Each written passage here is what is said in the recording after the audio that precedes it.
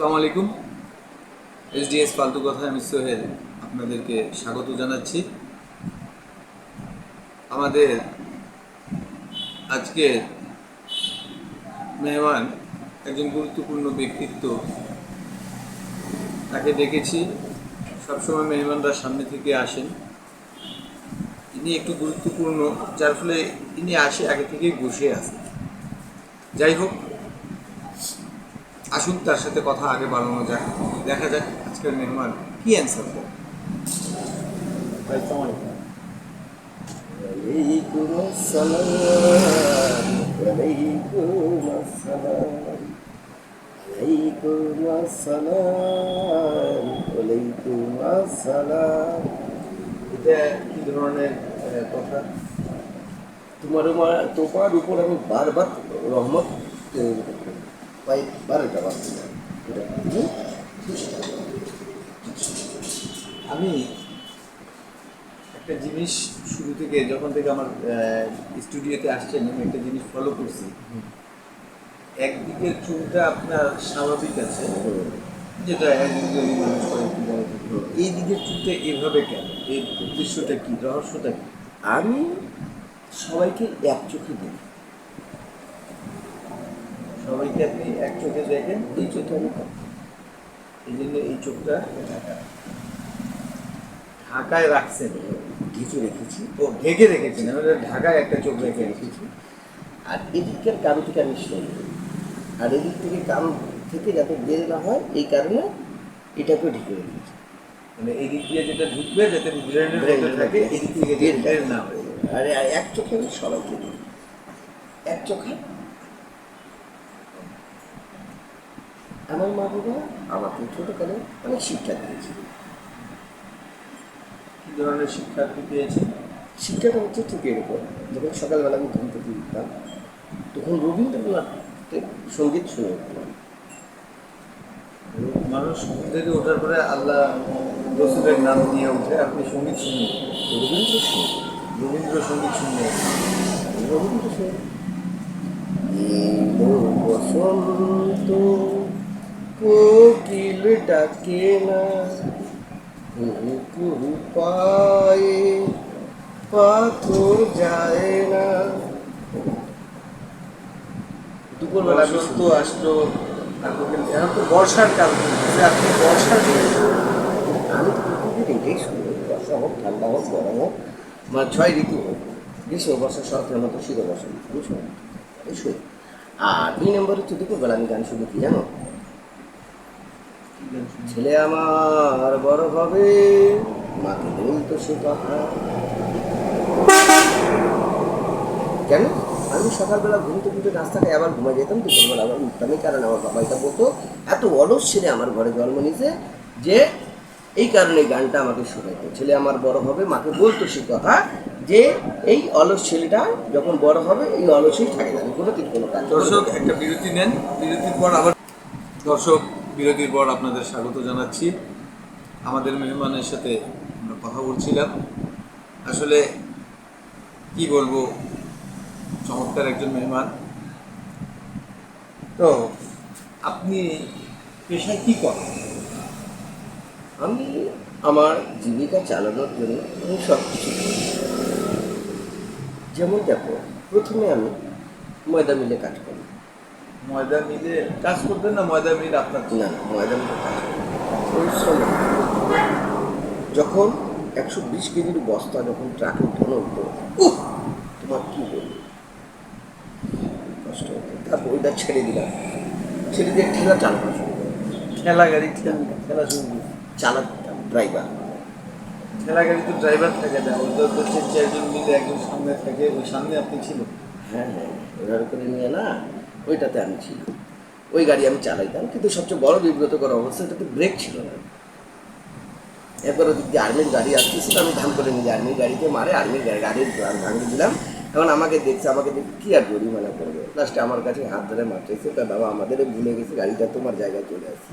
পরে আমি লজ্জাবোধ করলাম, লজ্জাবোধ করে ওই জায়গা থেকে আমি সরে গেলাম। সরে যাই আমি রিক্সা চালানো শুরু করলাম।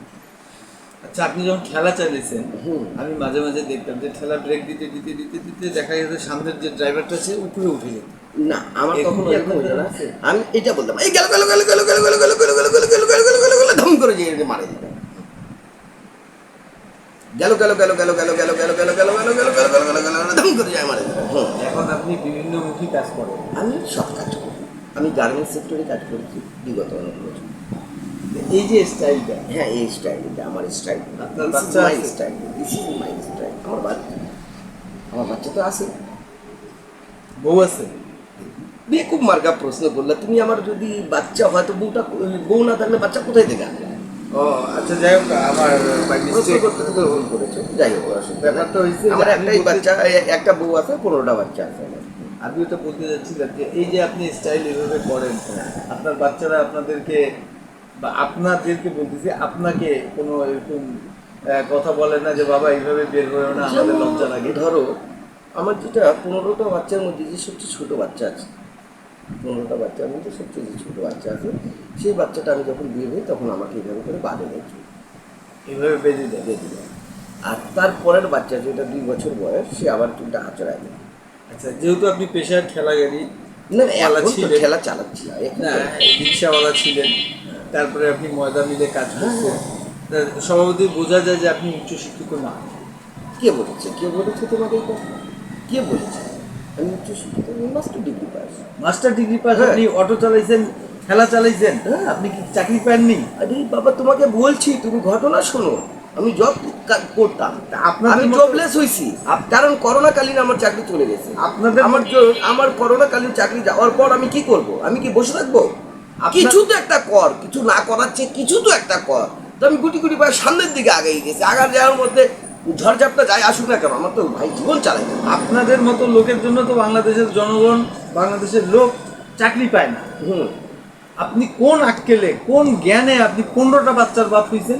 এই দেখো, এটাতে একটা রহস্য আছে। বাংলাদেশের জনসংখ্যা কত জানেন আপনি?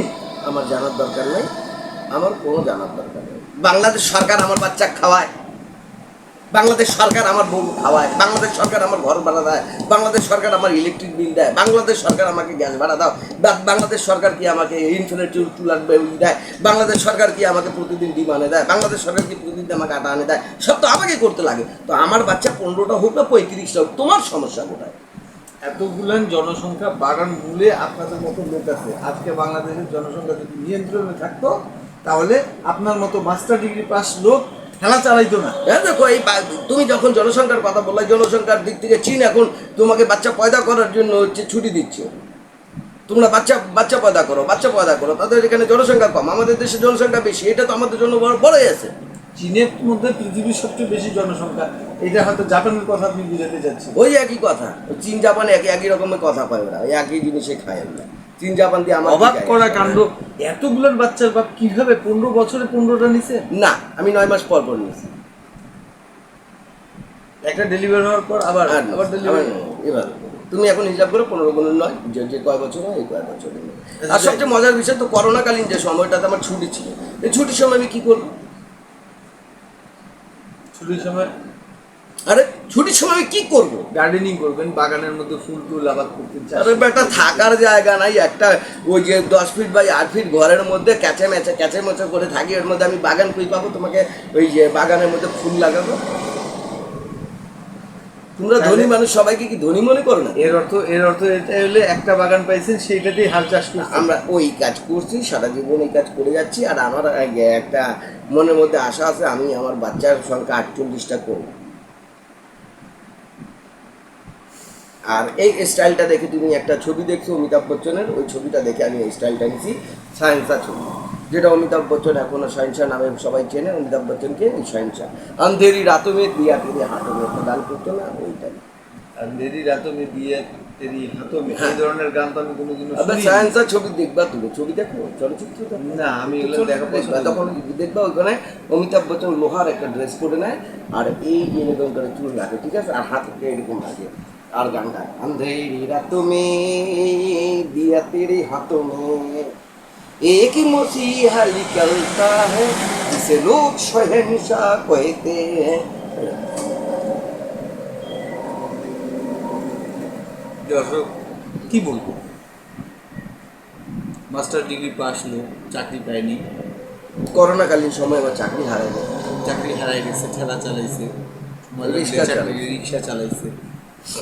এ ধরনের লোকের 15টা বাচ্চা, সংসার কীভাবে চলে আল্লাহ মাবু জানে। তারপরেও আল্লাহ আছেন। আমরা বাঙালি, পুরো দেশ সংকটের মুহূর্তে আছে, তারপরেও আমরা আশাবাদী আল্লাহ উপরে আছেন, আল্লাহ সব ঠিক